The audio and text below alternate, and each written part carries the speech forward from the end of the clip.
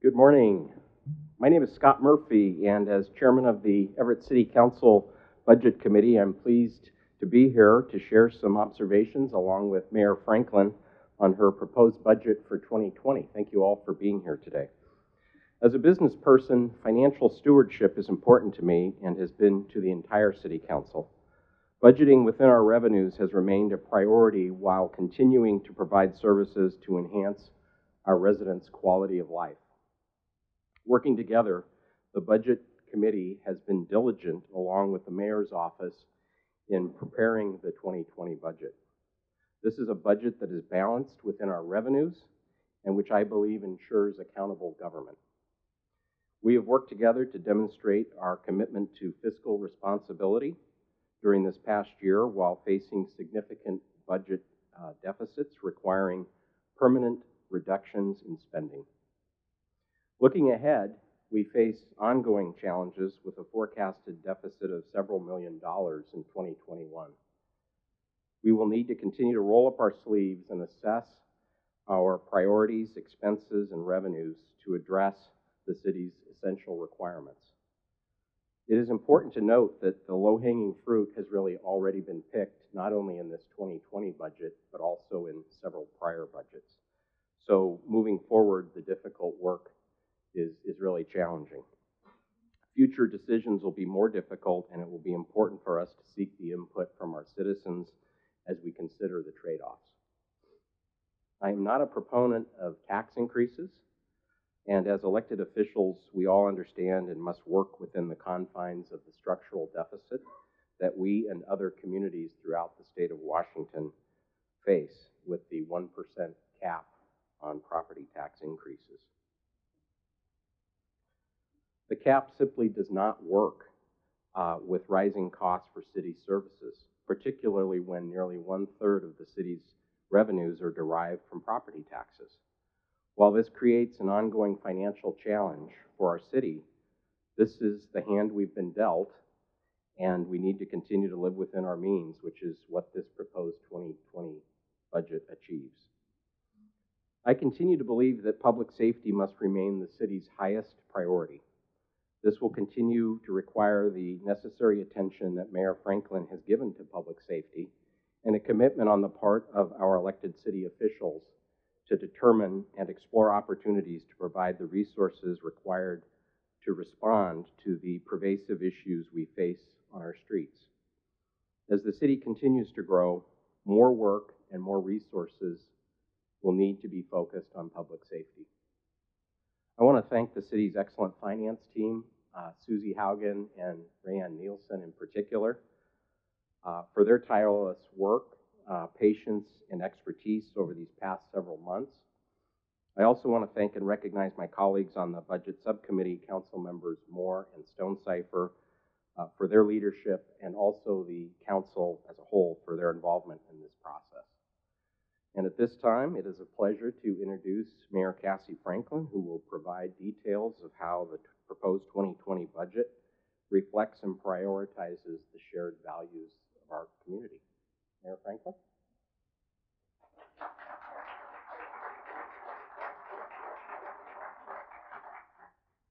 Okay, good morning. Thank you, Councilmember Murphy, and thank you all for being here this morning. We are pleased to present you with a proposed budget for 2020 that is balanced, responsible, and supports the important services the city provides to its residents and businesses. After facing a $13 million deficit last year and making more than $5 million in permanent reductions, we began the year with a $10.9 million budget gap for 2020. As Councilmember Murphy mentioned, by working closely together, we have shown our commitment to fiscal responsibility. We've crafted a balanced budget and reduced our ongoing deficit further, bringing total permanent reductions to $7.6 million. Programs across all city departments have had to tighten their belts. Since I've taken office, we've eliminated 18 positions throughout the city. Appointed staff in the mayor's office have voluntarily elected to not receive a cost of living increase in 2020, and I will lead by example by donating my own commission-mandated salary increase back to the general fund. These short-term cuts are not the long-term answer. Rather, we need to continue to make changes that are aligned with our city's priorities This year, we have built a budget on a foundation of quality of life priorities, which are responsive and responsible government, safe community, economic and cultural vitality, transportation and infrastructure, engaged and informed community, education and workforce development, and housing and affordability. Each item in this budget falls under one of those priorities. So I'll start with responsive and responsible government, which is the foundation of all of our work. That means being good financial stewards and delivering essential city services efficiently and effectively. On that note, I'm particularly proud to announce that in 2020, we'll become the first city in Snohomish County to offer a new consumer-driven health plan and city-sponsored clinic for employees. This program will increase the quality of health care for our team members and their families while saving more than $350,000 in its first year. Those savings are expected to increase to $1 million by year 2023. Part of being responsive is also understanding your community and its needs. This proposed budget builds on our work on equity and inclusion. This includes updating the city's recruiting processes to attract and retain a workforce that better reflects our city's diverse community. Our work on redistricting is another important investment. Last year, voters approved the creation of city council districts, and the Districting Commission is beginning this critical work that changes how Everett is governed. The first council elections under the new district format will occur in 2021. We must also be responsible with our natural environment, and right now, climate change is a growing concern for our region and quality of life. Next year, we will continue updating the city's climate action plan in partnership with our council. The plan will identify and prioritize actions we can take locally to address this global challenge. A special thank you to Councilmember Roberts for his dedication on this issue. Ensuring the people of Everett are safe is our top priority, as Councilmember Murphy mentioned.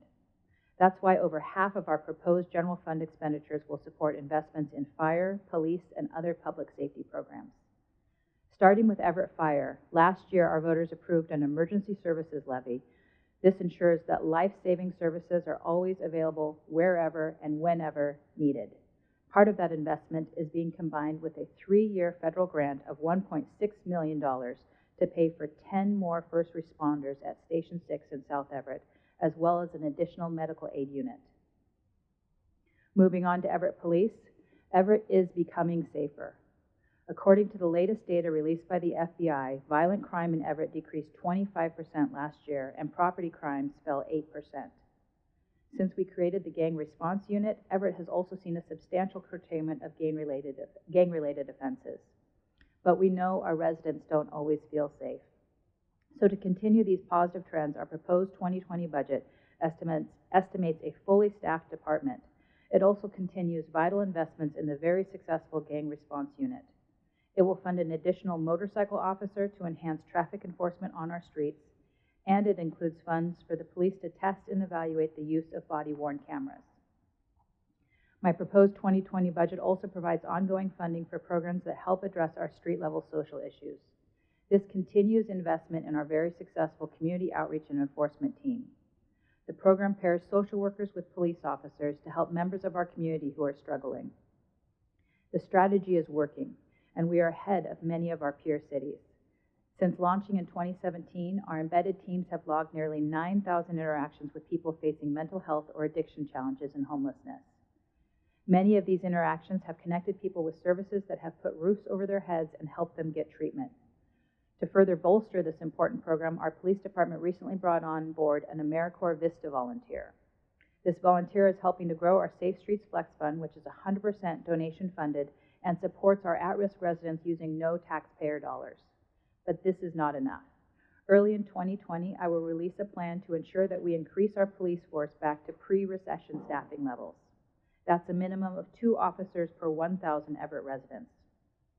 I also plan to bring forward additional strategies very soon to provide police with more tools to keep our streets safe and our community welcoming to all.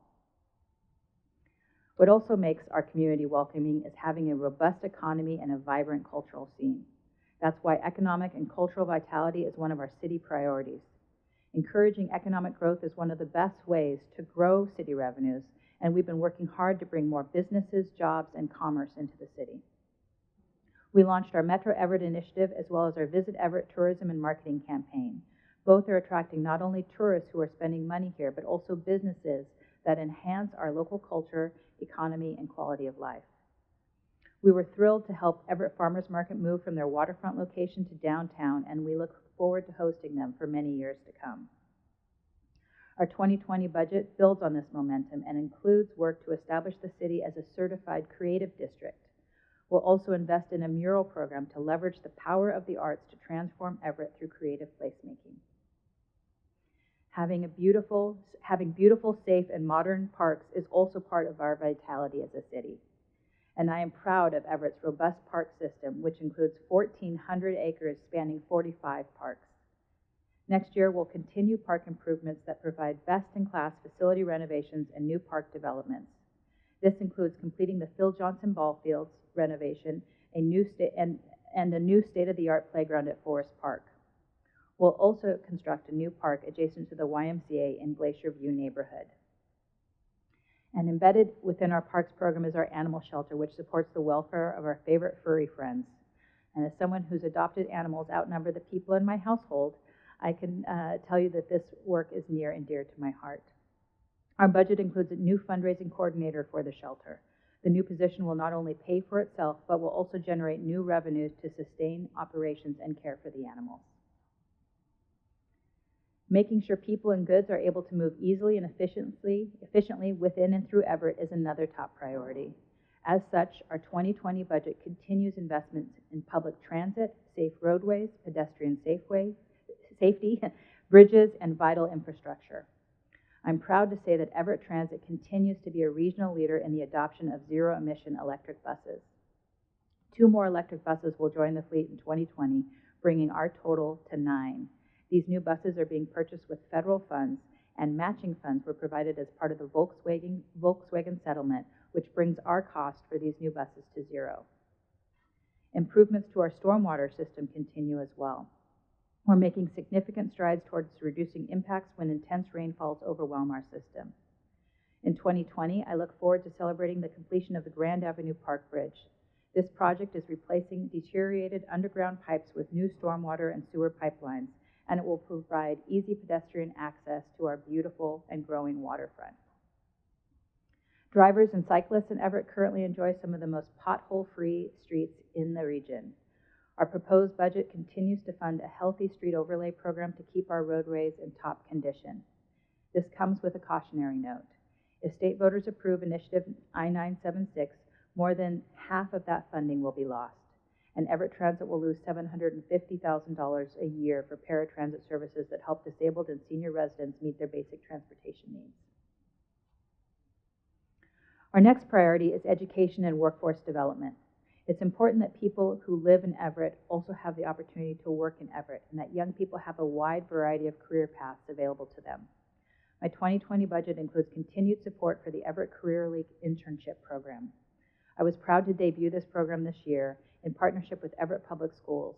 This links local businesses with emerging local talent for a 90-hour summer internship where students earn high school credit. I had the pleasure of hosting my own intern this summer, Jamie, who started with us in the mayor's office after her junior year in high school. She did such a great job, we decided to extend her internship through the school year. The interns in this program demonstrated professionalism and enthusiasm, and we're currently working with the new superintendent, Ian Saltzman, to expand. I also hope to make it available to Mukilteo School District next year so that all Everett students can benefit from this opportunity. We will continue to support higher education through our advocacy efforts in Olympia, whether it's for expanding Washington State University's footprint in Everett or new programs at Everett Community College. These schools play a key role in growing our regional workforce and providing quality education for our residents. To support our priority of an engaged and informed community, I'm excited to report that in spring 2020, we'll be bringing back the very popular Everett Essential Civic Academy. We'll also continue to invest in our libraries, which serve as information hubs and places for people to gather. Our Evergreen branch expansion will be completed in December, adding an additional 5,600 square feet and creating a state-of-the-art facility in South Everett. I thank our residents for their patience during our renovation, and I hope you'll see that it was worth the wait. New this year, we began to offer passport services at our main branch, and we hope to expand those services to the Evergreen branch next year. We will also expand the Great Stories Club program for at-risk underserved teens to Cascade, Sequoia, Denny Juvenile Justice, and Cocoon House. And to ensure everyone in our community can see how well our city departments are performing, from police to fire to public works, we'll continue to add new data to the open data portal we launched this year. It offers an unprecedented amount of public information easily accessible on our city website. Our final priority is housing. Our goal in Everett is to have a wide range of quality housing available at all price points. By creating a more livable city, we're laying the groundwork for investments in new housing. Those investments are paying off in the growth we see all around us. Projects to develop over 1,200 new units are either under construction or in the city's permitting pipeline. This includes 266 new apartments in the Port of Everett's Waterfront Central development, which will break ground this afternoon. There are also new apartments and townhomes in the works in Twin Creeks, Beverly Lake, Silver Lake, and Westmont. And we're excited for the first phase of the new Riverfront development, which will bring 295 additional residential units, as well as a theater, grocery store, restaurants, and more. Keeping housing affordable for all our residents is important and a key strategy for dealing with the challenge of homelessness. Thanks to a measure adopted by the state earlier this year, Everett now has access to new resources to help fund affordable housing. In addition to these funds, we'll continue our investments in grants for organizations addressing housing and homelessness. This includes our effective Community Housing Improvement Program known as CHIP. CHIP has provided housing repair assistance to over 1,400 single-family households since 1977. One of our recent clients is a long-term Everett resident and disabled veteran who found himself unable to maintain his home. Not knowing where to turn and with no financial resources to make the repairs on his own, his home literally began to fall apart all around him. He applied and was accepted into the CHIP program, and soon CHIP staff helped him get a new roof, upgrade electrical and plumbing systems, and make other repairs to allow him to remain in his home safe and secure. It's programs like this that really do make a difference, one home at a time. Everett is also engaged in Snohomish County's Housing Affordability Regional Task Force, or HART. The thing HART has made clear is that Everett has led on housing affordability in this county. I'm proud of the work our City Council has led in this arena. However, all communities throughout Snohomish County need to work together with nonprofits, developers, and social service agencies to address this challenge.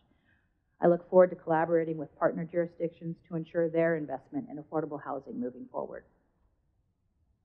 In closing, achieving a balanced budget that addresses the key priorities of our city is no easy task.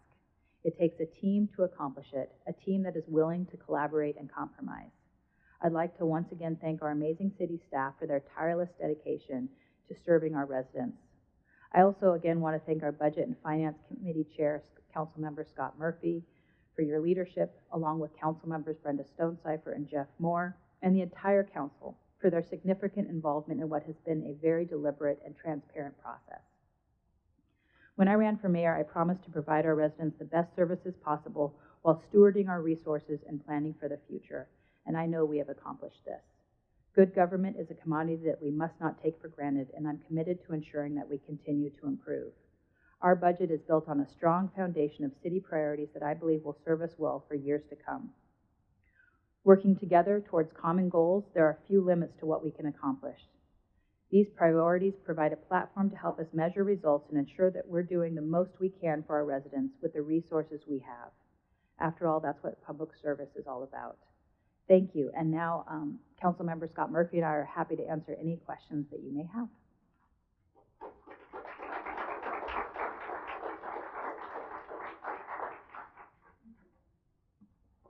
And we have 3 media reps, so just yeah. The structural deficit reduction shows out to 2023 in your planning, but the structural deficit issue remains, correct? What is the answer on that? Because this has gone on for a very long time, and it's not something that it's something that as your administration you inherited. It's been long before you. Where are we at to actually finally close that gap and fix this systemic issue? I think that I'll let Councilmember Murphy speak as well if he'd like, but we've been working together with the council over the last couple of years to look at what changes we could make in service delivery models that could help impact this. As Councilmember Murphy shared in his opening remarks, this is based on the 1% cap on property tax, and this is not unique to Everett. Cities across the region are facing the same structural deficit challenge. I think Medina has recently gone out to the voters for support. So we, as a city government, have some tough choices ahead of us this next year. We have to look at what is the level of services our residents require and deserve, what's the vision we have for our community, and what is the best way to deliver those services. And so we have to look at whether their service cuts would be in the best interest of our residents or finding additional revenue sources to fund that work. In all due respect, that same answer has been given now for several years in a row. Are there any specifics? Well, we've started this work with a series of transit workshops that kicked off with Paul Kaftansky a few months ago, looking at how we deliver a robust transportation network with the resources that we have. And so we have been listening to those presentations. Next, we have community transit coming forward to the council to discuss what their vision could look like. And I think in December, Paul and team will be coming back to give a vision of what options council can consider when it comes to transit. And that is just one department that has to be evaluated for sustainability. We are also looking, I think the retreat is going to be in January, right? We're going to have a council retreat in January, and it'll most likely be a series of retreats where we have to evaluate things such as how we're delivering fire services, how we can best support the growing public safety needs, as we need to grow our resources in public safety for police, and how we are delivering parks, whether it's exploring things like a metropolitan park district, park impact fees, regional fire authority, or some combination of options. It'll be ultimately up to the council to discuss that and decide the next steps for Everett. Yeah, I mean, we'll certainly be looking for recommendations from staff, but the fact is, Lee, that the structural deficit won't go away. It's something that's here to stay as long as we have a 1% cap on property tax increases. If a third of our revenue stream is capped at 1%, and if our city expenses in general run at +3 or +4 per year, assuming modest inflation rates, that is a challenge that will continue. One of the other things we do need to look at is we need to continue to look at all of our departments throughout the city in terms of, have we really pulled all the levers in terms of making sure we're as efficient as possible in delivering these services. So it's about delivering the services as efficiently as possible. Also looking at how do we grow the pie? I mean, ultimately, at the end of the day, another part of this is if we can encourage economic growth in the city of Everett, whether it be commercial businesses, residential growth, that grows the pie, and that of course helps to reduce the pressure on the budget. And I guess 2 points. One, the 1% has been around for a long time now, Yep. and it was voter mandated. Yep. It came out of the vote of the people, and they said, this is what we want. And year after year after year, as you said, it hasn't gone away and won't change. It doesn't look like it's going to change. So I guess I'm asking, since it's been this way for so long, how will it change? I'm kind of hearing you say that it won't. Well, I can't predict the future, but for the time being, we have the 1% property cap. So we have to, as I said in my comments, we have to deal with the hand we've been dealt. And all we can do is continue to look at how we make our governmental services more efficient, whether it's using technology, looking at emerging trends, looking at benchmarking. We've continued to do that over the last year. We had an update that came from Burke, and we'll be looking at that as we get back into our retreat process early next year, trying to look for opportunities. But again, I think we also have to look at how do we promote economic development so that we can attract new businesses, attract new residents, and try to grow that pie. So it's a challenge, but it's a challenge that all communities throughout the state continue to face. Most communities have divested themselves of services, right? And Everett really has stayed true to delivering high quality services to our residents. And that has been our vision year after year, to ensure that we have a beautiful, robust parks department, to ensure that we have vibrant cultural opportunities, to ensure that we have public transportation that meets the needs of our residents in neighborhoods and on main routes.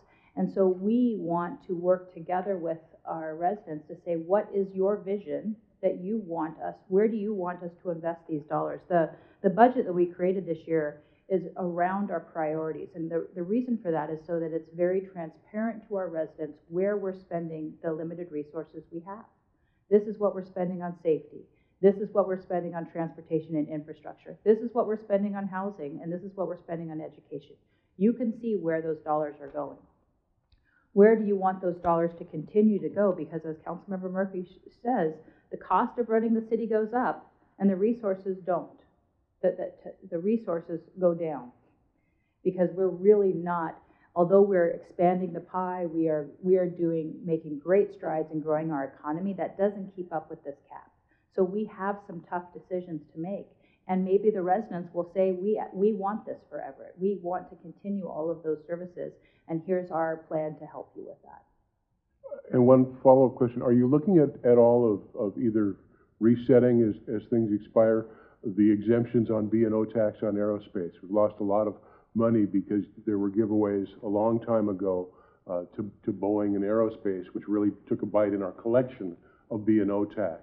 We also have a lot of tax breaks for building multifamily housing and things of that nature. So a lot of that tax income that would come to the city is at best deferred. Is there looking at adjustments to that, to either of those? Well, I'll honestly say that we're going to continue to look at all our options, but things like the multifamily tax exemption is actually spurred development in Everett. It actually increases the revenue that we're getting. It doesn't decrease the revenue. Although development that doesn't have that tax break would technically pay more, that development wouldn't occur. We have had reports from multiple developers that this has helped them build in Everett and make it economically viable for them, that without it, that wouldn't have been a possibility. So cutting that would not help Everett's economy. And as to aerospace, that's something that we will certainly continue to discuss with the council, but aerospace continues to be a leading industry in Everett. It is a huge part of our economy, and we receive a healthy amount of resources from the aerospace industry that goes directly into parks, police, fire, everything that we want in our city. So what about other levies putting out to the voters, like public safety or transit? You talked about how you didn't want to raise taxes, but is that something the council's considering, you think? Not at the moment, but I think those are topics that could be discussed as we get into our retreat process next year. I don't favor raising taxes, but at some point, the opportunity may be provided to our citizens to weigh in on that. Do the citizens want to increase their taxes in order to continue to provide certain services, or are they willing to leave their taxes the same and potentially suffer from some sort of a reduction in services? So that again gets to be that trade-off. And as I said in my comments, I think it's really important that we get input from our citizens. It's important that we listen.